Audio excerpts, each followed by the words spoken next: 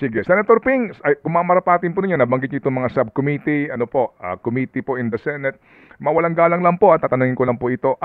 Ngayon po kasi mukhang sinasabi na kayo po ay magiging bahagi na ng minority. Di ko alam kung baka magkakaroon ng mga pagbabago pa come Monday. Pero kung sakasakali ho ba na kayo minority, wala na ho kayo talagang chance na makahawak po ng komite, mag-chairman ng komite, particularly ng Committee on Finance?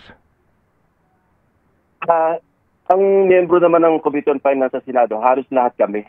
Actually, lahat kami eh. Yan, Finance, Blue Ribbon, yan ang membership talaga, napakarami. So, maski hindi chairman, sigurado miyembro ako ng Committee on Finance. So, nandun ako. At maski hindi naman miyembro, hindi lang pwede naman mag-attend sa committee hearing, hindi ka lang makakaboto sa mga motion, sa mga resolution, pero makapag-participate ka naman. At yun naman hindi ko naman talaga iiwanan yung aking tungkulin, lalo na sa pagbabantay ng national budget. Opo. Maari ho ba lang namin pong maunawaan, Senator, ano ba ang kagandahan kung kayo mismo ang Committee on Finance Chairman kaysa sa miyembro lamang? Kung mamarapatin po ninyo. Malaki kasi siyempre mas malaki yung influence mo. Ikaw kasi yung parang, ikaw magsasabit ng committee report, of course, subject to the approval or confirmation ng mga kasamahan mong miyembro. Pero napakalaki ng influence ng chairman. Ikaw ang nag-set ng mga committee hearing, ikaw magde-defend sa floor, at ikaw din yung mangunguna sa bicameral conference. Nabanggit ko na rin yung bicameral conference, Ted. Again, nirefile ko ulit itong panukalang batas, gawing transparent yung people's participation. Kasi alam mo naman, Ted, galing ka naman dyan.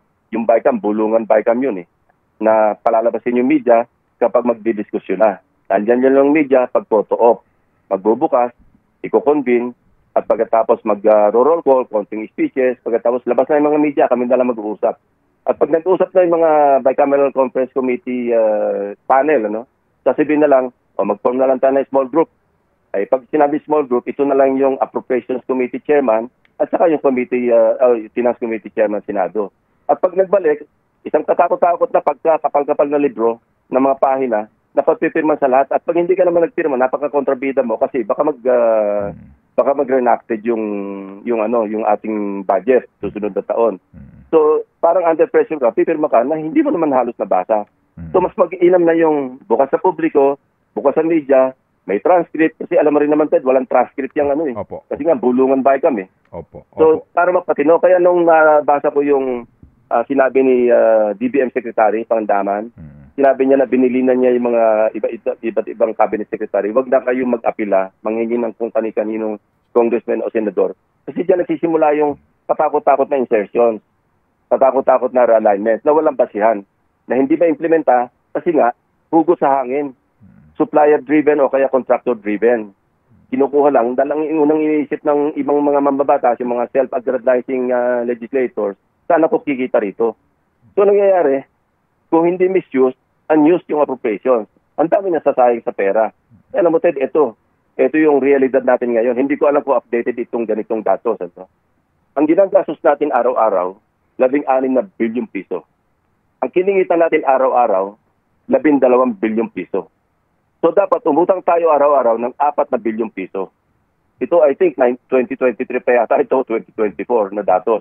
Isipin mo, Ted, ilan na yung utang natin ngayon? Pagkadami-dami na. Kung magpapatuloy ito, niyamanggil yung ating national budget at hindi maaawat, hindi maampat yung pagwawaldas ng pera, baka dumating yung panahon na hindi tayo makakasustain na, baka umabot tayo sa 6 billion na yung utangan natin araw-araw, 8 billion na utangan natin, 10 billion araw-araw. Sana tayo pupulutin, Ted. Kilabutan tayo lahat. Kaya sa about time, namagising naman tayong lahat, pantayan natin yung ating national budget kasi ito yung lifeline ng ating ekonomiya, if not the country itself. Sisingap-singap tayo pagka hindi na tayo makabayad ng utang, ang labas natin Argentina. Isang sakong pera ang dala natin sa grocery para tayo makabili ng mga noodles at mga sardinas. Huwag na sana tayo maabot sa ganun. Magising na sana tayo na itong budget, hindi ito yung porket sinabi natin nasa budget, hindi. Tanggap na natin yan, talagang ninanakaw nila yan. Dapat hindi ganun ang attitude ng ating mga kababayan, Ted. Senator Ping, dito po sa ano no, sa inyong panukala nga sa Transparent BICAM, alam namin panukala pa lang 'yan at mahaba-haba pa ang biyahe niyan kung talaga pong maaaprubahan. But dito po sa pagbabansay sa 2026 proposed budget, paano po 'yon, Senator Ping? Kasi nga kung hindi po kayo ang chairman at kayo'y magiging miyembro lamang ng finance at nasa minority kayo, doon sa usapin ng nangyari ngayon, kaninyo, di ba, mangled beyond recognition, dito po kasi ang balita namin, bagamat may chairman sa House Appropriations, committee chairman po dito sa Senado, pero dito ho ang nag-usap lang, yung mga tauhan na lang nila At nagkatawagan sa telepono late night at sinasabi na ito na yung mga insertions. So, kapag po ganyan ang sitwasyon na hindi kayo Committee on Finance, paano po kayo magiging masyadong aktibo at masuri yung budget bago po man lang isa lang sa magkaroon ng BICAM report? Paano kayo makakagalaw doon kung sakaling miyembro lang po kayo? Can you demand presence, kumbaga? Yeah, sa interpolation papasok. Kasi doon ko ilalahat, natatanda mo, Ted, sa mga budget deliberations namin, lalo sa plenaryo. Pino-point out ko lahat yung kamalian. Binabalikan ko yung hindi lang budget last year, kundi mga 2 years ago na budget, binabalikan ko pa, kino-compare ko. Sa ngayon nga, Ted, simula nung naproklama ako nanalo, nagsimula na kami mag-research ng mga staff ko. Sabi ko, pag-aralan na natin, kasi 3 taon tayo nawala, hindi natin nasundan yan. Wala tayo sa ground. Hindi natin alam na nangyari dyan. Ang makikita lang natin dyan, budget books. Pero pag-aralan na natin, balikan natin yung GAA 2024, 2025. Sa ngayon, at nasa 2025 budget pa lang kami. And marami na kami nakita na dapat itama. Marami talaga. Alam mo, flood control, nagbalikan na naman with the vengeance. Alam mo, merong isang, hindi mababanggitin yung lugar, Ted. Merong isang maliit na bayan. Alam mo yung kanyang, sabi nating, flood control o irrigation o kung ano man. 10 billion pesos. Isang napakaliit na bayan at isang maliit na barangay, 1.9 billion pesos. So ito yung sa 2025 budget, ito yung pag sa interpellation o sa committee hearing, tatanungin ko yung concerned agencies o do sa yung sponsor ng budget, paano ginastos ito? Paano gagastos ng bayan na merong 10,000 population, yung 10 billion pesos? Sino naglagay nito? Kasi okay, pinag-aralan namin yung bayan along the riverbank. Pero hindi na naman isang bayan, Ted, ang nasa riverbank. Ang nakita namin, at least 4 na munisipyo, 4 na municipalities along the riverbank. Bakit isang bayan lang binigyan mo ng 10 billion pesos? Di ba bahain din yun? Kasi aagos din naman yung tubig pag binaha yung kabilang bayan, karating bayan, malulunod din yung mga tao sa bayan mo. May 10 billion ka. Ito yung mga distorted na mga appropriations na dapat i-point out. Kasi sa akin, Ted, tama na yung put them on notice na merong nakikialam, na merong nag-aaral, na merong nakukuhan datos, na tatanungin kayo. Kaya gano'n din ang nangyari in previous years na pag nag-interpolate ako, marami ako, pina-powerpoint ko pa nga, di ba, yung bahay na nakalagay sa gitna ng kalsada kasi hindi binabayaran yung right of way. Samantalang, hingi sila ng budget ng right of way. At that time, I think, meron silang hindi pa nagagastos na 11 billion, yung DPWH. Humingi na naman sila ng 22 billion.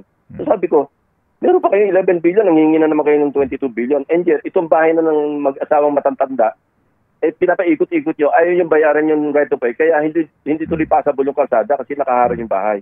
Ito yung mga example, Ted, na binabanggit ko lang, na maski miyembro lang ako, majority or minority, may boses pa rin ako. Isa ako sa 24 na senador. Opo. Well, may boses po kayo, nakapagsasabi po kayo, pero at the end of the day kasi, kung ano po yung budget na maaari niyong kontrahen, maaari kayong makipagdebate dyan for the longest time. Pero at the end of the day, yung Finance Committee Chairman, siya din at saka yung APRO sa House, pati yung BICAM na kausap nila dito, ang magpe-present sa plenaryo nung budget na aprubahan. Mabuti kung may impluwensyahan nyo. Kasi iba kung ikaw yung chairman, ikaw mismo hindi ka papayag, di ba? Kanilang gagahasain yung budget kung ikaw ang chairman mismo. Pero kung member ka lang, at the end of the day, yun din majority, boboto pabor dun sa budget. Di ho ba yun ang pinakamasamang, dyan? Ito ho yung hindi maganda mangyayari kapag ho ganyan na sila lang mag-uusap eventually po at aprubahan ng majority. Hindi rin naman kasi binabalikan ko yung may mga snippets ng, alam mo, may mga video ko, footages kami ng mga interpellations sa floor. Mhm. Marami ako nabago. Halimbawa, tulong-dunong. Mhm. Sabi ko, meron na tayong Free Tertiary Education Act na kung saan libre na yung matrikula. Bakit kailangan mamudbud pa yung mga congressmen, mga senador, Mhm. ng pera, ng cheque sa mga scholar? Okay. Sakop na ito ng Free Tertiary Education. Napatanggal ko yun. Mhm. Opo. Nawala. Okay. Oh. Kasi yung tulong-tulong, wala namang pinaghuhugutan yun eh. Mhm. Ano yung whimsical yun eh. Arbitrary yun eh. Kung sino maituro o anak ng leader, so bigyan natin ng scholarship. Maski bobo o maski hindi qualified. Mhm. Opo. So ganun din yung aming yung huling budget BICAM namin, magkakasama pa kami ni na Senator Frank Drilon. Mhm. Kami yung nasa Senate panel. Napatanggal namin yung flood control na budget. Sabi namin, bigyan na natin yung flood control, yung mga dredging kasi waste of fund. Opo. Napatanggal namin yun. Okay. Kaya lang, siyempre, nawala kami sa Senado, bumalik. Opo. At nang bumalik, galit na galit pa. Sige po. Anyway, Senator Ping, sige po. Well, at least nga kanin nyo, maaari ko kayong maaaring nyo masilip, no, itong mga provision ng budget, and at the end of the day, depending nga sa influensya na nito, doon sa mga miyembro din, na naboboto sa magiging final version po ng budget. Ito hong binabanggit nyo, small barangay, small town na ito. Saan probinsya to? Sa Mindoro Oriental, Pareho po? pareho. Opo. Sino nag-park nito? Anyway, ipo-point out ko naman yung pagdating sa interpellation. Andiyan sa amin yung datos eh. Okay. Tatanungin ko lang naman, nagastos nyo ba ito at paano yung nagastos? Mm. At anong naging epekto? Tulad yan, may krising, umulan. Hindi ba binaha yung bayan na yon? Hindi ba binaha yung barangay na yon dahil binigyan nyo ng 10 billion at saka ng 2 billion? Yun lang naman, simpleng tanong lang eh. Kasi kung binaha pa rin, nasayin tayo ng pera. O kaya, hindi nagastos. Kasi nga, ang nangyayari kasi, Ted, wala man lang consultation sa mga ahensya na mag-implementa. Basta sisingitan ng isa o dalawang congressman, senador, na hindi man lang tinanong, walang program. Di ba sinabi ni Pangulong Bongbong nung bago niya ibito o bago niya pirmahan yung budget ng 2025? Sabi niya, hindi ko na makilala kasi yung net nawala na. At saka wala mga program of work. So, paano i-implementa? Kaya nga year in, year out, ang laki ng ating unused appropriations. Kung sana dapat na-invest ito sa infrastruktura, sa livelihood, para lumago ang ating ekonomiya, hindi tuloy nagagastos kasi bulag yung mga ahensya na mag-implementa. Kasi contractor-driven eh. Opo. Ang magkausap lang si congressman sa contractor niya eh. O kaya kausap niya sarili niya kasi contractor siya. Okay. Senador, alam nyo, napakainam po ng gantong diskusyon para po sa kaalaman ng ating mga kababayan. Nang sa ganun po, hindi lang ho maging passive ang lahat dito po sa mga isinisiwalat po ninyo, no, na mga pangyayari po sa ating pambansang budget. At regardless po, no, kung saan po kayo, majority o minority, again, kami po nagpapasalamat na kayo po ibabalik na sa Senado. Senador.